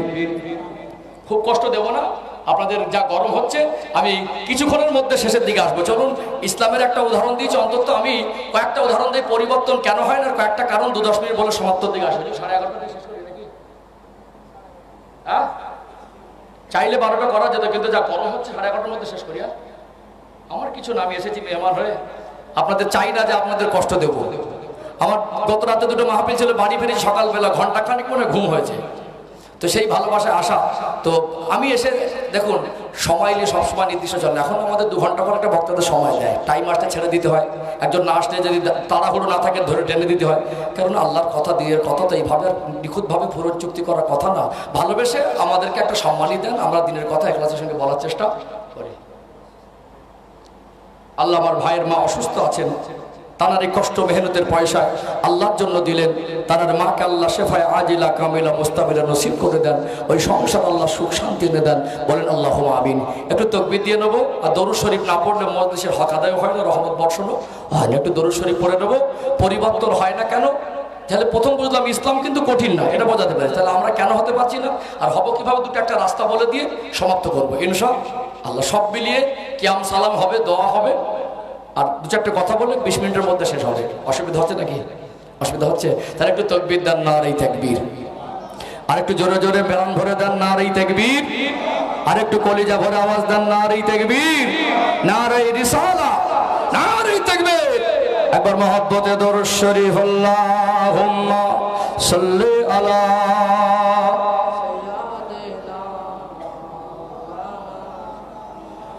ওয়া আলা আলি সাইয়্যিদিনা हब्बे अहमद जलही सीने में है, मैं आँखों मेरा दिल मदीने में गए। फूल तो फूल काटो क्या हुस्न है, लुत्फ़े जन्नत से बढ़कर मदीने में गए। अल्लाहुम्मा सल्ली अला सय्यिदिना मौलाना मुहम्मद व अला आलि सय्यिदिना। একটু জেকের করেন, লা ইলাহা ইল্লাল্লাহ, লা ইলাহা ইল্লাল্লাহ, লা ইলাহা ইল্লাল্লাহ, মুহাম্মাদুর রাসূলুল্লাহ সাল্লাল্লাহু আলাইহি ওয়াসাল্লাম। সবাই পড়েন হাসবি রব্বি জাল্লাল্লাহ। আরো মহব্বতে হাসবি রব্বি জাল্লাল্লাহ, মাফি কলবি গায়রুল্লাহ, নূর মুহাম্মদ সাল্লাল্লাহ, হক লা ইলাহা ইল্লাল্লাহ, লা ইলাহা ইল্লাল্লাহ, লা ইলাহা ইল্লাল্লাহ, মুহাম্মাদুর রাসূলুল্লাহ সাল্লাল্লাহু আলাইহি ওয়াসাল্লাম। চলুন, পরিবর্তন হয় না কেন? হবে। দুটো একটা কারণ বলি সমাপ্তির দিকে আসবো। কারণ একটা কারণ হলো, আমরা শরীর অসুস্থ হলে সুস্থতার জন্য যে পন্থা অবলম্বন করি, ঈমান আমল অসুস্থ হলে সেই পন্থা অবলম্বন করি না। একটা ভেরি সিম্পল উদাহরণ দেই। একটা মানুষের যদি কোনো রোগ হয়, 50টা 100টা ডাক্তার দেখানোটা বড় না একটা ভালো ডাক্তারের চিকিৎসা করাটা বড়? এখন বিভিন্ন স্পেশালিস্ট ডাক্তার আছে না, নিউরোলজি আছে, অর্থোপেডিক আছে, গাইনোলজি আছে, বিভিন্ন ডাক্তার আছে। এখন একজন যদি হার্টের কোনো প্রবলেম হয়, তাহলে সেই হার্ট বিশেষজ্ঞ ডাক্তারের কাছে গেল। এখন ডক্টর যে প্রেসক্রিপশন দেবেন বা যে কথাগুলো বলবেন, যে ওষুধগুলো লিখবেন, সেগুলো কিনতে হবে, মানতে হবে, খেতে হবে, তারপরে সুস্থ হবে। এখন যদি টাকা আছে, পয়সা আছে, নিজের গাড়ি আছে, এখন 100 দিন যদি প্রত্যেক দিন একটা ডাক্তারের কাছে যায়, একটা করে প্রেসক্রিপশন দেয়, ওষুধও কিনবে না, খাবেও না, ওই চেম্বার থেকে বেরিয়ে ওই পর্যন্ত এতটা প্রেসক্রিপশনে যদি ঘোরে, রোগ সুস্থ হবে? সোজা হিসেব তো। তাহলে এখানে একজন আলেমের সোহবতে যখন বসবেন, আলেমরা যে কথাগুলো বলেন সেগুলো মনের কান থেকে শুনতে হবে। ডক্টর যেমন ঔষধ কিনে ধার করে হলে খান, সেখান থেকে আমল করতে হবে। একটা সময়কে ফলাফল আপনার জীবনে পরিবর্তন আসবে। অথচ আমরা জীবন পরিবর্তনের ক্ষেত্রে হুজুররা যা বলে, প্যান্ডেল পর্যন্ত ডেকে বাড়ি যায়। 100টা হুজুরের প্রেসক্রিপশন আছে, একটাও ঔষধ অনুযায়ী ব্যবহার করি না। পরিবর্তন হয় না। দোষটা ঠেলে দেয় জলসা কমিটির ঘাড়ে, দোষটা ঠেলে দেয় বক্তার ঘাড়ে। কথা ঠিক না বেঠিক? কথা ঠিক বলছি না ভুল বলছি? সম্মানিত ভাইরা, একজন আলেমের সোহবতে 2 ঘন্টা বসেন, সে আলেম যদি আপনার জীবনের পরিবর্তনের দিশা বলে দেন, আত্মিক জীবন পরিবর্তন হয়ে যাওয়ার কথা, কথা না। কিন্তু আমরা ডক্টরের কথাগুলো যে গুরুত্ব দিয়ে মানি, তাদের কথাগুলো ঔষধ কিনে খাই সময় মতো, তারপরে কি সুস্থ। এখন বলবেন হুজুররা ওয়াজ করে তো পরিবর্তন করতে পারছেন না। কত বড় একটা নিখুঁত মাথামোটা হলে এই কথা বলতে পারে। আপনার যদি কঠিন কোনো জটিল রোগ হয়, 2 ঘন্টা ডক্টর আপনাকে সুস্থ করে বাড়ি পাঠায়? সুস্থ করে বাড়ি পাঠায় না। মাঝে মাঝে হসপিটালে ভর্তি করতে হয়। জটিল কেস হলে যাদের পয়সা আছে বেসরকারি নার্সিংহোমে ভর্তি হয়, 1 মাস 2 মাস 3 মাস ভর্তিও থাকতে হয়। হুজুররা 2 ঘন্টায় সবকিছু পরিবর্তন করে দিয়ে যেতে পারবে, হিসেব কোথায় পেয়েছেন? আপনি ডক্টর চিকিৎসার মতো পদ্ধতি নেন, আপনার অনেক টাকা আছে, আপনার নামাজ শুদ্ধ নেই, তাহলে আপনি আমলি দিক থেকে অসুস্থ হয়ে আছেন। তাহলে আমার কাছে 2 মাস সময় দেন, 1 লাখ করে মাসে টাকা দেন হসপিটালের মতো, আমি একটা এসি রুমে আপনাকে বসিয়ে রাখবো, একজন আলেমকে 30,000 করে 60,000 টাকা দেবো, আপনাকে প্রত্যেকদিন বিরিয়ানি খাতে চালে খেতে দেবো, 2 মাস আপনি 2 ঘন্টা করে বসে বসে পড়বেন, আপনার নামাজ শুদ্ধ হয়ে যাবে। হবে না হুজুর? হ্যাঁ হবে না? আপনি 2 ঘন্টা বসবেন, নামাজ শেখার কথা হুজুর বলবে, সেগুলো শিখবেন না, আপনি হসপিটালে ভর্তি হবার কথা ভর্তি হবেন না, আপনি কি ডক্টরকে গালাগালি দেবেন, ডক্টরের দোষ দেবেন, ডক্টর বাবু কিরাম চিকিৎসা করলো সুস্থ হলাম না। এই জীবন পরিবর্তন করতে গেলে আপনাকে 24 ঘন্টার ভিতরে 10টা মিনিট ইমামদের সোহবতে কাটাতে হবে, আলেমদের সোহবতে কাটাতে হবে। আপনাদের সঙ্গে আলেমদের সম্পর্ক কম হয়ে গেছে। এখন আবার সব মানে কিছু কিছু খাতারনাক মুসল্লি আছে, সামনে আসসালামু আলাইকুম হুজুর, আপনার গলাটা তো খুব ভালো, আপনি নামাজ পড়ালে খুব ভালো লাগে, আপনি দোয়া করলে খুব ভালো লাগে, ভিতরে দেখবেন ওই লোকটাই মুনাফিকি করছে, হুজুরের পেছনে কাটি পাচ্ছে। আছে না নেই? কি গো, মিষ্টির দোকানে গিয়ে চুল কাটতে গেলে হবে? মিষ্টির দোকানে গিয়ে চুল কেটে দেন, চুল কেটে দেবে? দেবে না। বসে থাকেন তো গীবত খানায়, ভিতরে ঈমান আমলের ঘাটতিটা পূরণ হবে কোথা থেকে? একজন আলেমের সঙ্গে সহমতে বসেন, বন্ধুত্ব করেন, তার সঙ্গে সময় কাটান। এই গ্রামে 10 জন মুসল্লি, 20 জন মুসল্লি তাশাহুদ জানে না, দরুদ শরীফ জানে না, দোয়া মাসুরা জানে না, দোয়া কুনুত জানে না, বলুন নামাজ শুদ্ধ হবে? হবে? তাহলে কোথা থেকে শিখবেন? চুল কাটার দোকানে? কোথা থেকে শিখবেন? মুদিখানার দোকানে? কোথা থেকে শিখবেন? চায়ের দোকানে বসে? যুবকরা কোথা থেকে শিখবে? ওই মাচায় বসে বসে মার পাবজি ফ্রি ফায়ার ওখানে? যেখানে শিক্ষা আছে সেখানে বসতে হবে। 24 ঘন্টার ভিতরে 10 মিনিট করে যে কোনো একটা ওয়াক্তে 20 জন মুসল্লি ইমামের কাছে 1 বছর বসে দেখুন তো জীবন পরিবর্তন হয় কিনা। আমার কথা কি বুঝতে পারছেন? তাহলে যেখানে ঘাটতি পূরণ হবে সেখানে আমরা যাব না, বরং যে পূরণের রাস্তা বলেছে তাকেই গালাগালি দিচ্ছি। মানে মনে করি সব দায়ভার তারা জলসা কমিটির। আলেমদের সঙ্গে সম্পর্ক যদি ঘাটতি হয়, গাড়ি বাড়ি ফুলে যাবে, রাস্তাঘাট চকচকে হবে, এদের ঈমান আমল আর উন্নতি হবে না। সব থেকে বড় খারাপ পরিবেশ আমাদের দিকে এসে গেছে। আর বর্তমান সমাজে দেখা যাচ্ছে, আগের দিনে আলেমদের দ্বারা সাধারণ মানুষ পরিচালিত হতো, এখন সাধারণ মানুষ আলেমদেরকে পরিচালিত করছে। ইগো এসে গেছে, আমি বিচারক, আমি ধনী, আমি নেতা, আমি মাতব্বর, আমি সম্মানী, আমি বিশিষ্ট, আমি পয়সাওয়ালা, আমি হুজুরের কাছে বসবো শিখতে। বুঝতে পারছেন না? বুঝতে পারছেন না? হুজুরের কাছে বসতে লজ্জা লাগছে, তো হুজুর যখন জানাজা পড়াবে লজ্জা লাগবে না? বেঁচে থাকা অবস্থা যদি হুজুর না লাগে, মরে যাওয়ার পরে কি দরকার? বলে দেন না কত বড় মদ্দাল, কত বড় শিক্ষিত, কত বড় মাতব্বর, কত বড় জ্ঞানী, কত বড় ধনী, বলে দেন না, বিনা জানাজায় পুঁতে দেবো আমরা, বলে দেন।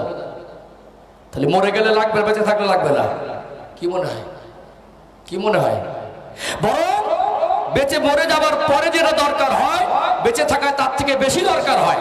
একটা মানুষ সে যদি দুনিয়া একজন আলেমের সোহবতে থেকে একজন ভালো মানুষ হয়, ভালো প্রকৃত মুসলমান হয়, এমন একটা জায়গা সফরে গিয়ে মারা গেছে, তার জানাজা পড়ার মতো গোসল দেওয়ার লোক যদি নাও হয়, আল্লাহ তার আমল থেকে জান্নাত দিতে পারে, পারে না? আর যদি এই জীবনে ঘাটতি রেখে পৃথিবীর বড় আলেমকেও যদি জানাজার ময়দানে দাঁড় করিয়ে দেওয়া হয়, হিসাব কঠিন হয়ে যেতে পারে। তাহলে অথচ আমরা যে জীবনে দরকার সে জীবনে তাদেরকে ওটটা ওট বসটা বাস, আমরা যে কথা মতো বলি চলি তো চাকরি থাকবে না, হয়তো যাবে। আলেমদেরকে হাতেও মারছে আর ভাতেও মারছে। কথা বুঝতে পারছেন না? ঈমান আমলের উন্নতি হবে কোথা থেকে? আলেমদের সঙ্গে বন্ধুত্ব করুন, আলেমদের সোহবতে ওঠা বসা করুন, আলেমদের সঙ্গে সময় দেন। ইনশাল্লাহ 1টা বছর সময় দিয়ে দেখেন, 24 ঘন্টা 10 মিনিট জীবন যদি পরিবর্তন না হয় তখন বলবেন দরকার আছে না নেই। যে কোনো জীবন একটা সময়, যার কাছে ইসলামের জ্ঞান আছে তার কাছে আপনাকে কাটাতে হবে। বাবা মা যদি ছোটবেলা 10 বছরের মধ্যে 2 বছর কাটিয়ে দেয়, তো আপনার বাকি জীবনটা নামাজ, রোজা, হজ, যাকাত, কুরবানি হয়ে যাবে, যাবে না? আর যদি আপনার ছোটবেলায় বাবা মা বঞ্চিত করে দেয়, জোয়ান বয়সে বসতে হবে, জোয়ান বয়সে না বসে থাকেন, সুযোগ না হয়, তখন বুঝতে পারেননি, জানতেন না, বুড়ো বয়সেও বসতে হবে। না বসলে সারা জীবনের জন্য ঈমান আমলের ঘাটতিটা থেকেই যাবে। এটা হলো পন্থা। আল্লাহ আমাদের বোঝার তৌফিক দান করেন, বলেন আল্লাহুম্মা আমিন। বুঝতে পারছেন পরিবর্তন কেন হয় না? বুঝতে পারছেন? তারপরে এতটুকু বলি, আমার মায়েদেরকে পারিবারিকভাবে সন্তানদেরকে শরীয়তে শিক্ষা দেন। ঘুমাতে যাবে, বাচ্চাকে ঘুমানোর সময় যে দোয়া পড়তে হয় দোয়াটা পড়ান।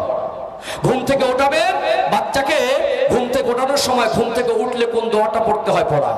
বাচ্চাকে খাওয়াবেন, খাওয়াটা বিসমিল্লাহ বলে, আপনি খেতে পারেন, আপনি খাওয়াচ্ছেন, তাকে বিসমিল্লাহ বলে খাবারটা তুলে দেন, তাকেও বিসমিল্লাহ বলে অভ্যাসটা করান।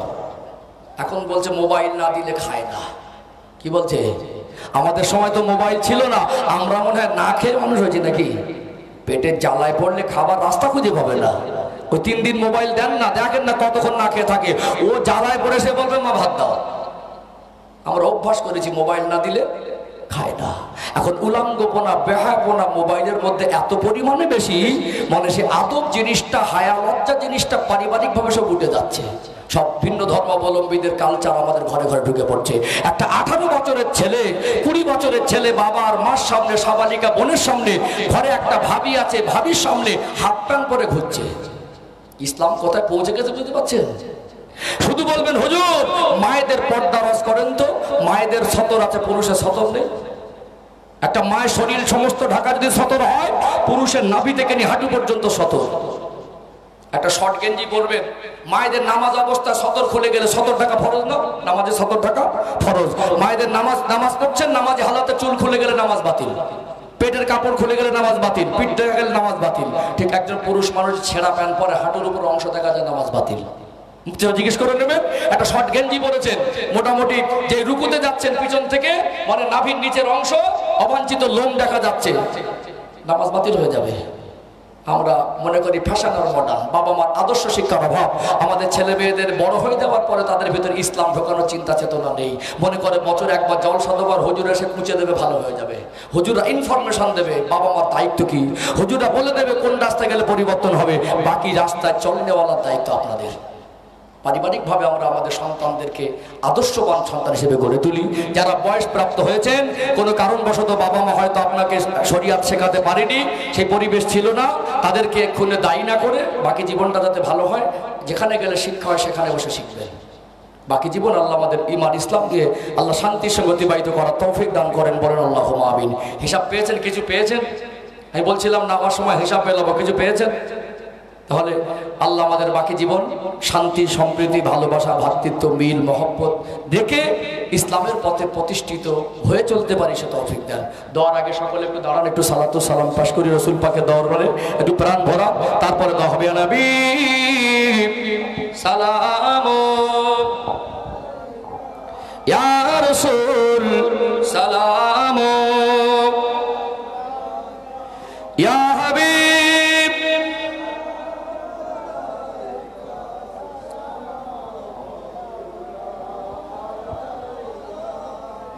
তালাল বদরু আলাইনা মিন সানিয়াতিল বিদাই ওয়াজাবা শুকরু আলাইনা মাদা লিল্লাহ হিদাই ইয়া নবী সালাম ইয়া রাসূল সালাম ইয়া হাবিব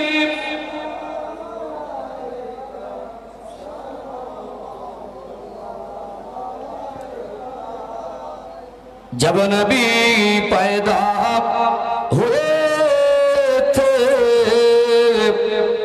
सब मालक दर पर खड़े थे, रब सल्लिम पर रहे थे, बादाब यूं कह रहे थे या नबी सलाम या रसूल सलाम या हबीब